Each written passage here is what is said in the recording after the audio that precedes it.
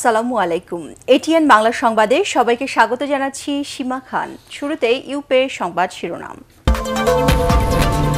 দুর্নীতিগ্রস্ত হওয়ায় বিএনপিকে প্রত্যাখ্যান করেছে জনগণ, বললেন প্রধানমন্ত্রী। জাতীয় ঐক্যফ্রন্টকে সংসদে যোগ দেওয়ার আহ্বান।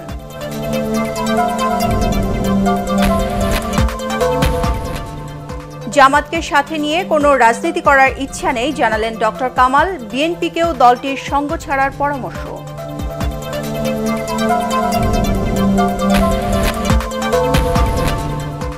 সংসদে বিরোধী দল হিসেবে জনগণের আশা আকাঙ্ক্ষার প্রতিফলন ঘটিয়ে আগামীতে সরকার গঠনের আশাবাদ জাতীয় পার্টির।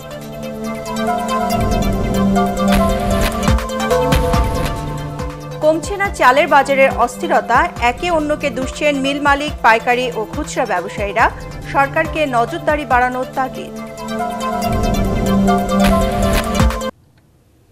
ইউপের সংবাদ শিরোনামগুলো শুনছিলেন, এবারে পুরো সংবাদ। জাতীয় ঐক্যফ্রন্টের নির্বাচিত প্রতিনিধিদের সংসদে যোগ দেওয়ার আহ্বান জানিয়েছেন আওয়ামী লীগ সভাপতি ও প্রধানমন্ত্রী শেখ হাসিনা।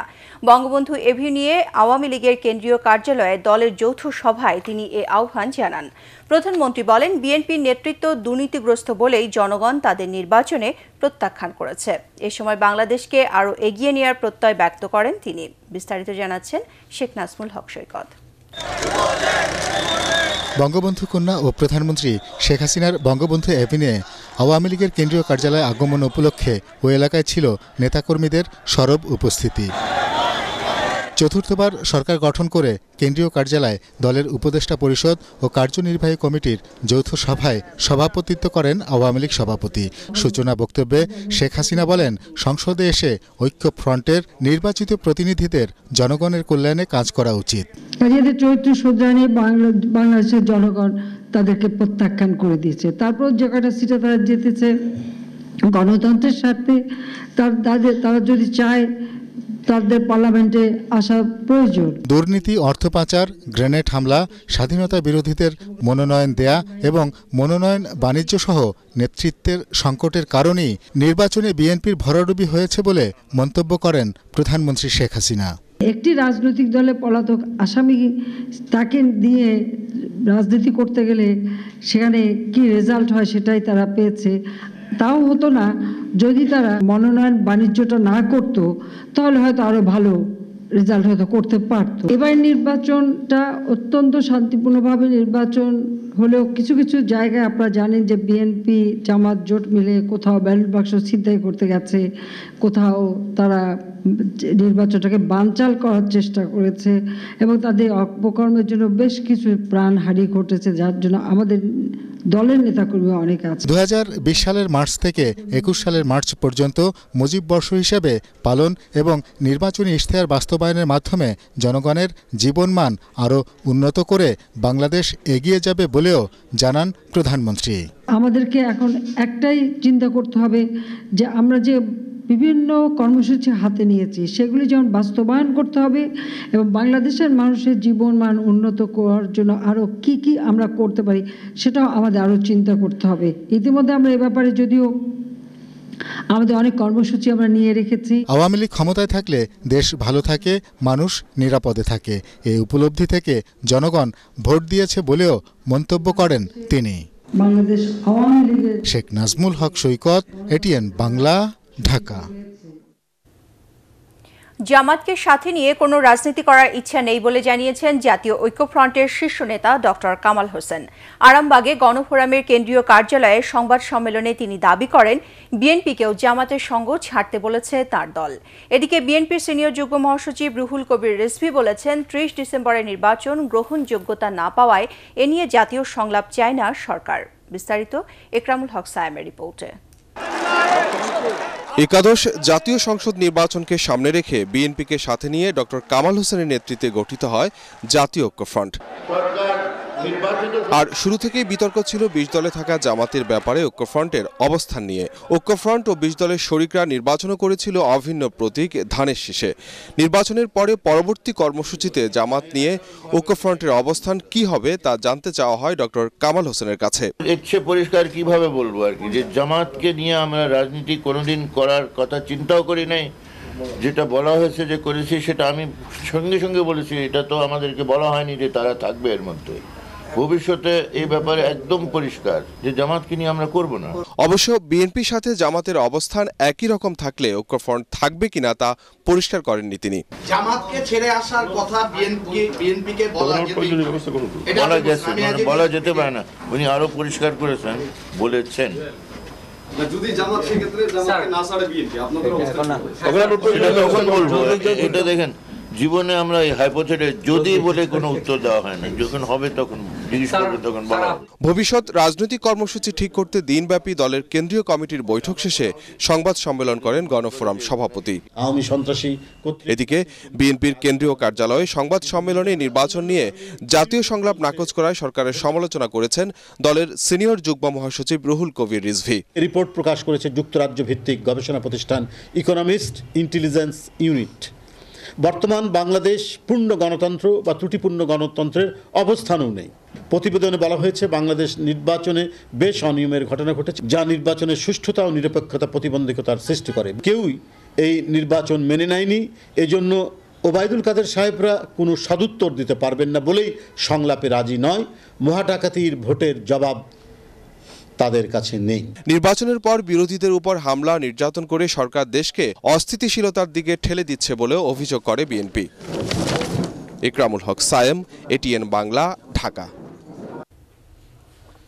আগামী অক্টোবরের আগে আওয়ামী লীগের জাতীয় কাউন্সিলের সুযোগ নেই বলে জানিয়েছেন দলটির সাধারণ সম্পাদক ওবায়দুল কাদের। রাজধানী মানিক মিয়া এভিনিউয়ে বিআরটিএর মোবাইল কোর্ট কার্যক্রম পরিদর্শনের সময় একথা জানান তিনি। এবারে নির্বাচন নিয়ে কোনো বিতর্ক নেই দাবি করে তিনি বলেন, নির্বাচন গ্রহণযোগ্য হওয়ার সরকার গঠনের আগেই আওয়ামী লীগ সভাপতি শেখ হাসিনাকে অভিনন্দন জানিয়েছে আন্তর্জাতিক মহল। আপেল মাহমুদের রিপোর্ট।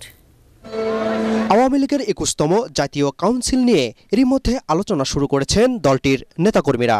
অক্টোবরের আগেই কাউন্সিল করার গুঞ্জন শোনা গেলেও এমন কোনো সম্ভাবনা নেই বলে জানিয়েছেন আওয়ামী লীগ সাধারণ সম্পাদক ও সেতুমন্ত্রী ওবায়দুল কাদের।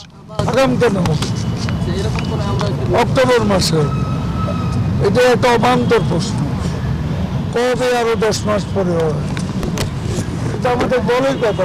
জাতীয় নির্বাচনের গ্রহণযোগ্যতা নিয়ে ঐক্যফ্রন্ট ও বাম রাজনৈতিক দলের নেতারা প্রশ্ন তুললেও তাদের অভিযোগের কোনো ভিত্তি নেই বলেও জানান তিনি।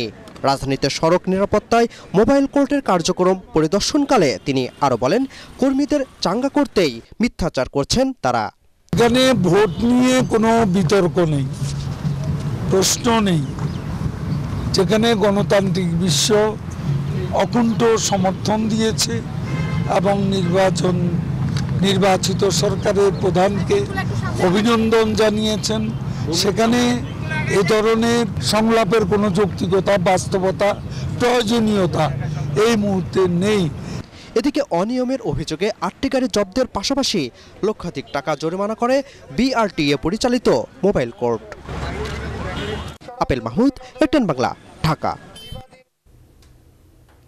সংসদে বিরোধী দল হিসেবে জনগণের আশা আকাঙ্ক্ষার প্রতিফলন ঘটিয়ে আগামীতে সরকার গঠনের আশাবাদ ব্যক্ত করেছেন জাতীয় পার্টির কো চেয়ারম্যান ও বিরোধী দলীয় নেতা জি.এম. কাদের।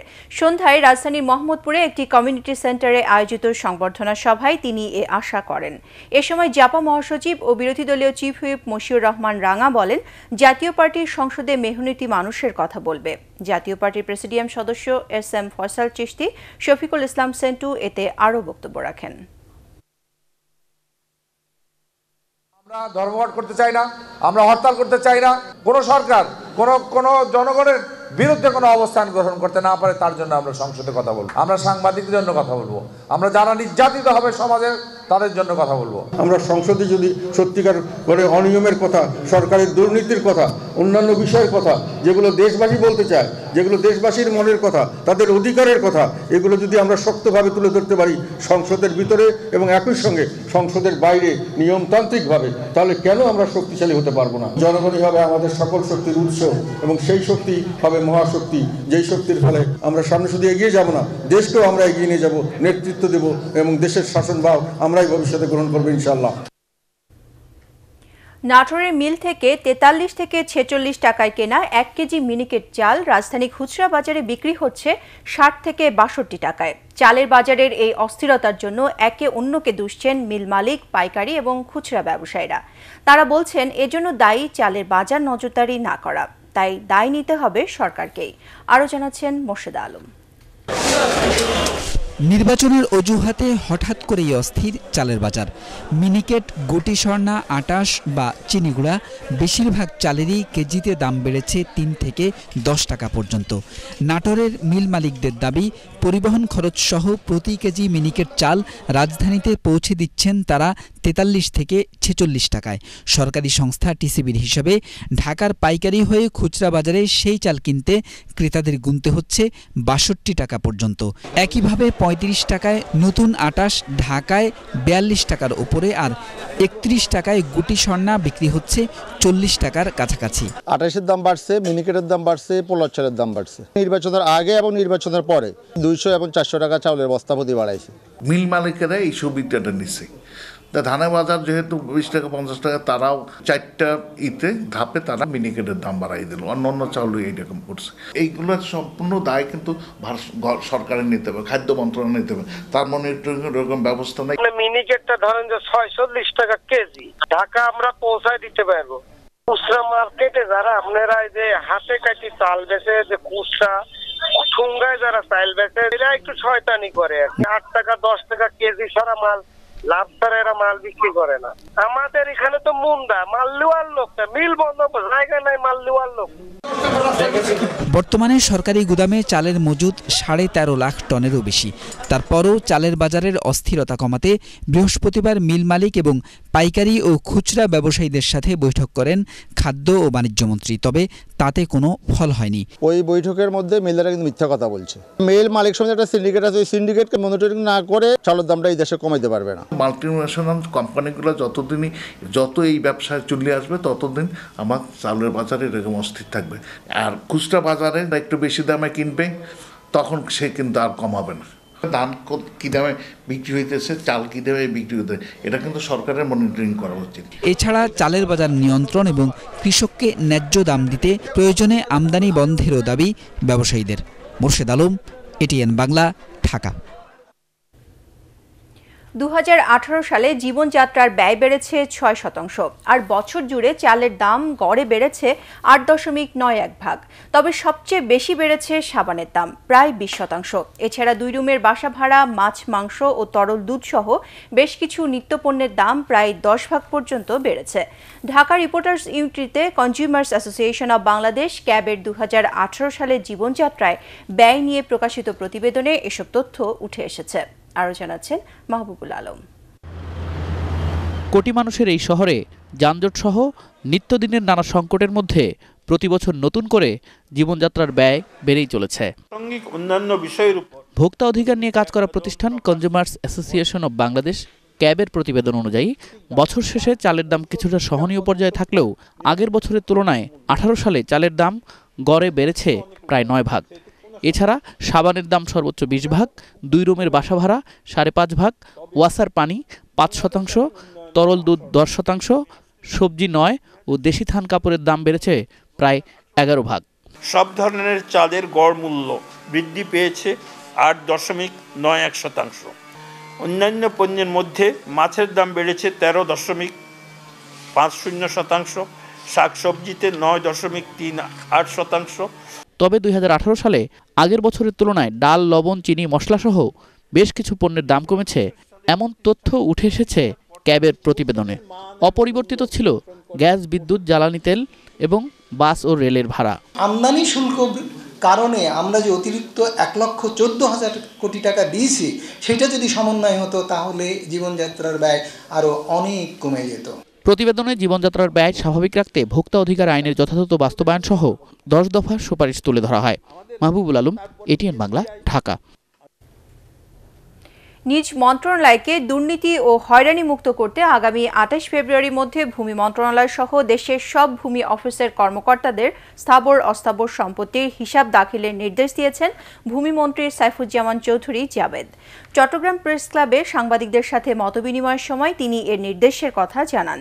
এ সময় তিনি আরও বলেন, ভূমি অধিগ্রহণের নোটিশ ইস্যুর পর মামলার ব্যাপারে এক শ্রেণীর কর্মচারী জড়িত থাকেন, তাই নোটিশ ইস্যুর পর মামলা টিকবে না এমন একটি সিস্টেম চালু করতে যাচ্ছে মন্ত্রণালয়।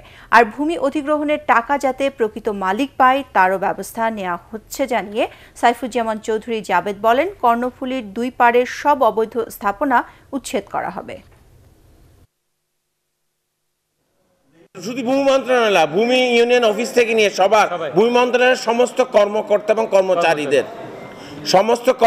এবং কর্মচারীদের সম্পত্তির হিসাব আগামী 28 ফেব্রুয়ারির মধ্যে দাখিল করতে হবে। এটা আমি এখানে বসে সিদ্ধান্ত নিলাম, মন্ত্রণালয়ে গিয়ে রিটার্ন জিনিসটা দিব।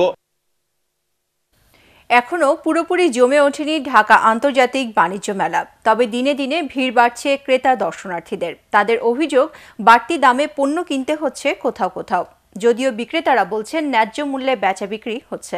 আদ্দিন সজীবের রিপোর্ট।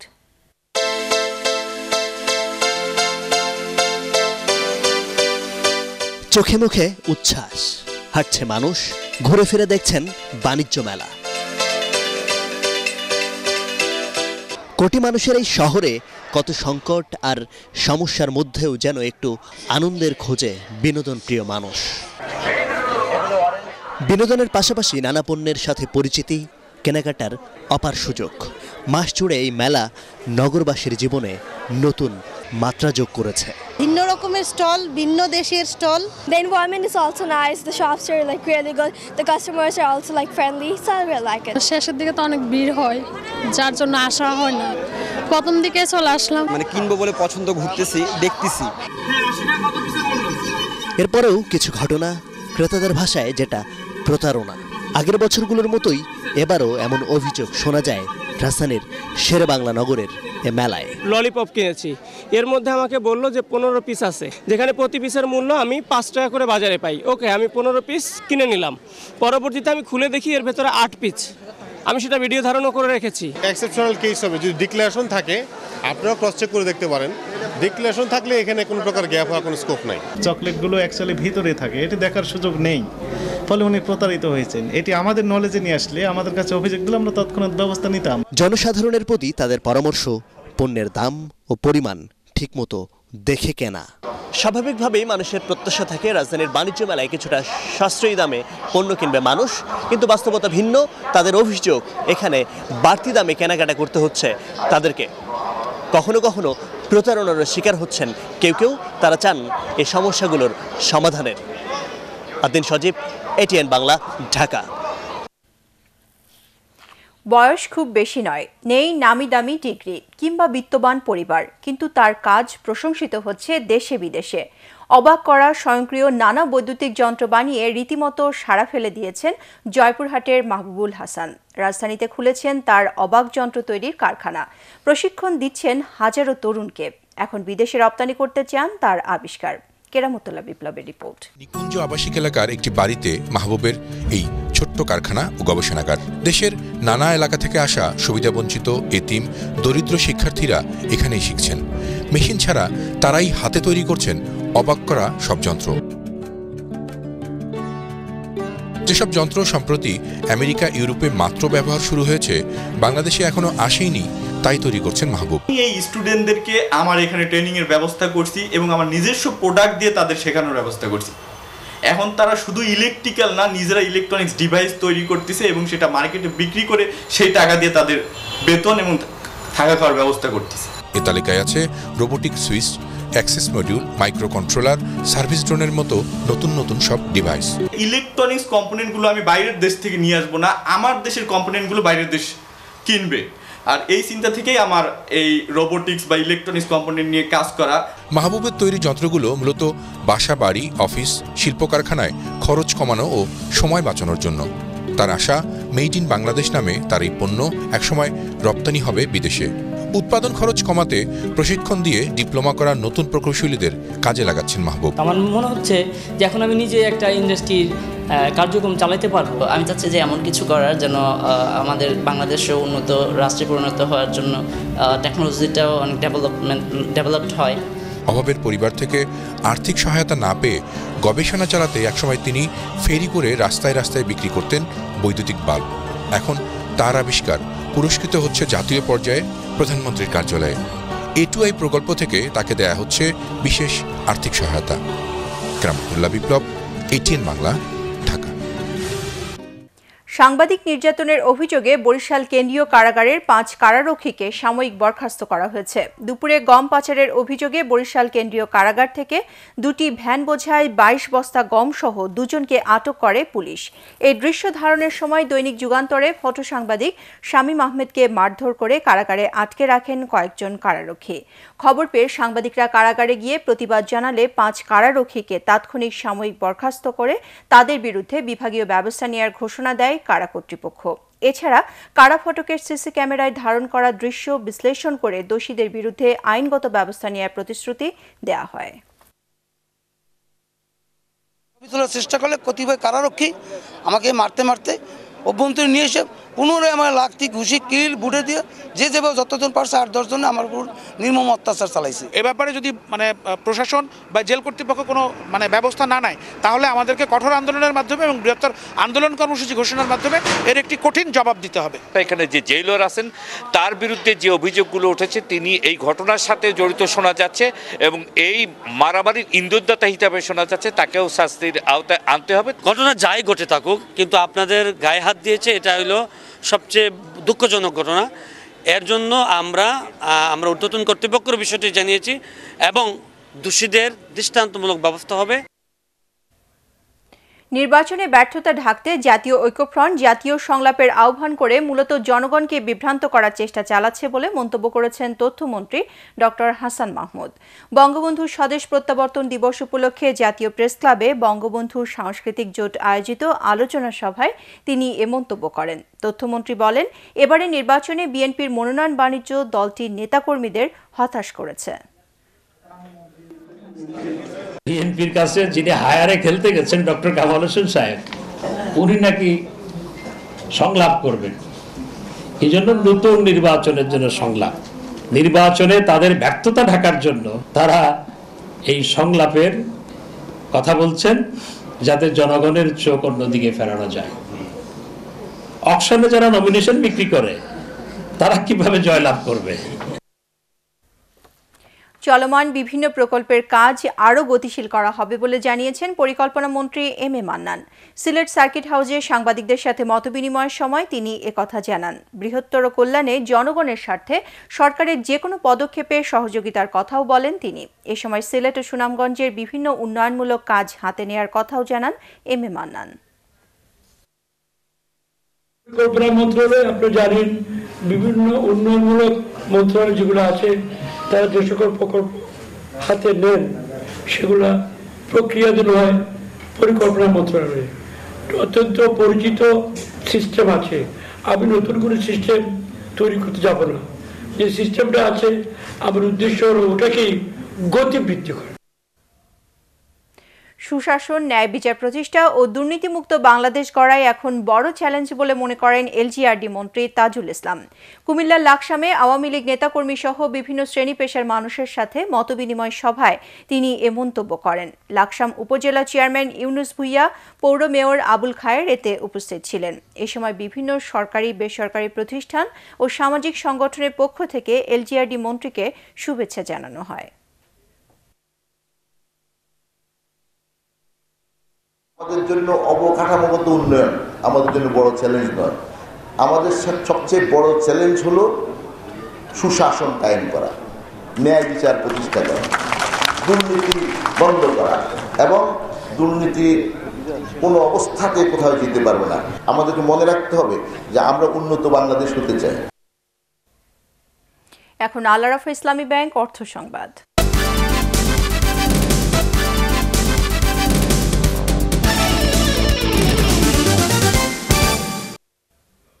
ফটো আপলোড প্রতিযোগিতায় বিজয়ীদের পুরস্কৃত করেছে দেশের প্রথম ফটোগ্রাফি ডিজিটাল কন্টেন্ট মার্কেটপ্লেস পিক্সমামা। রাজধানী গুলশানে রবির কর্পোরেট অফিসে আয়োজিত পুরস্কার বিতরণী অনুষ্ঠানে রবির chief digital services officer Shihab Ahmed, head of human resources Faisal Imtiaz Khan, head of corporate regulatory affairs Saleh Alam, head of enterprise business Adil Hossain, পিক্সমামার প্রধান নির্বাহী কর্মকর্তা মোস্তাফিজুর রহমান উপস্থিত ছিলেন। মাইশা গ্রুপ আন্তর্জাতিক সংবাদ।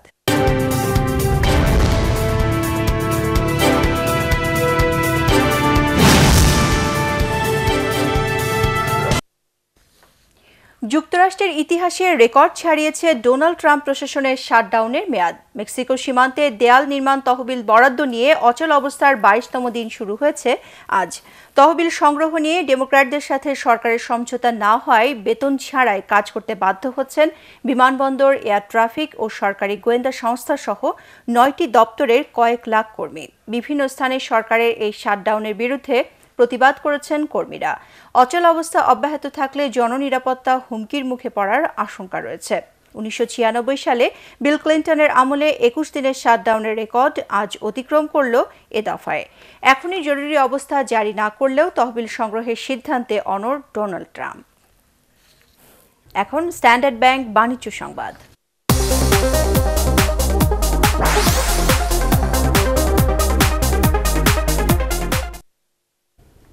নতুন বছর ও বাণিজ্য মেলা উপলক্ষে দেশব্যাপী আবারও ডিজিটাল ক্যাম্পেইন শুরু করেছে মার্সেল। বাণিজ্য মেলার পুরো মাস জুড়ে সারা দেশে মিলবে এই সুবিধা। রাজধানীতে মার্সেল কর্পোরেট অফিসের ডিজিটাল ক্যাম্পেইন সিজন 4-এর ডিক্লারেশন প্রোগ্রামে এসব তথ্য জানানো হয়। প্রতিষ্ঠানের এক্সিকিউটিভ ডিরেক্টরস ইভা রিজওয়ানা, এমদাদুল হক সরকার, SM জাহিদ হাসান, মোহাম্মদ রায়হান এ সময় উপস্থিত ছিলেন। মিনিস্টার মাইওয়ান গ্রুপের বার্ষিক সাধারণ সভা অনুষ্ঠিত হয়েছে। রাজধানী একটি হোটেলে আয়োজিত সভায় মিনিস্টার মাইওয়ান গ্রুপের চেয়ারম্যান M A রাজ্জাক খান রাজ, ব্যবস্থাপনা পরিচালক দিলরুবা তনু, নির্বাহী পরিচালক গোলাম শাহরিয়ার কবির অন্যান্যের মধ্যে উপস্থিত ছিলেন। সভায় গত বছরের ব্যবসায় পর্যালোচনা এবং এ বছরের ব্যবসা পরিকল্পনা নিয়ে বিস্তারিত আলোচনা হয়।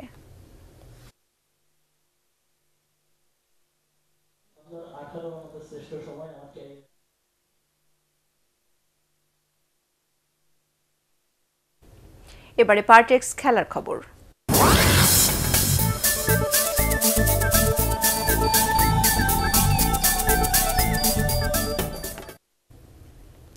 বিপিএল-এর ইতিহাসে প্রথম সুপার ওভারের ম্যাচে খুলনা টাইটান্সকে হারিয়েছে চিটাগং ভাইকিংস। মিরপুরে খুলনার বিপক্ষে ইনিংসের শেষ বলে জয়ের কাছাকাছি এসেও জিততে পারেনি চিটাগং। টাই হওয়া ম্যাচ গড়ায় সুপার ওভারে। টানটান উত্তেজনার সেই সুপার ওভারে মাহমুদুল্লাহ রিয়াদের দল খুলনাকে 1 রানে হারায় মুশফিকুর রহিমের চিটাগং। শেরেবাংলা জাতীয় ক্রিকেট স্টেডিয়ামে টস হেরে আগে ব্যাট করতে নেমে ডেভিড মালানের 45 আর রিয়াদের 33 রানে 151 রান তোলে 6 উইকেট হারানো খুলনা টাইটান্স। জবাবে ইয়াসির আলীর 41 আর মুশফিকের 34 রানে 8 উইকেটে 151 রান তোলে চিটাগং। এই জয়ে 3 ম্যাচে 2 জয় পেল তারা। অন্যদিকে 4 ম্যাচেই হারল খুলনা। সংবাদ শেষ করার আগে উপের শিরোনামগুলো আরও একবার। দুর্নীতিগ্রস্ত হওয়ায় বিএনপিকে প্রত্যাখ্যান করেছে জনগণ, বললেন প্রধানমন্ত্রী। জাতীয় ঐক্যফ্রন্টকে সংসদে যোগ দেওয়ার আহ্বান।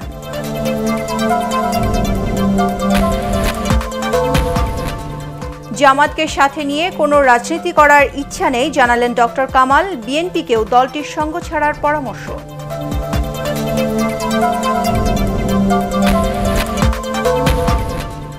সংসদে বিরোধী দল হিসেবে জনগণের আশা আকাঙ্ক্ষার প্রতিফলন ঘটিয়ে আগামীতে সরকার গঠনের আশাবাদ জাতীয় পার্টির।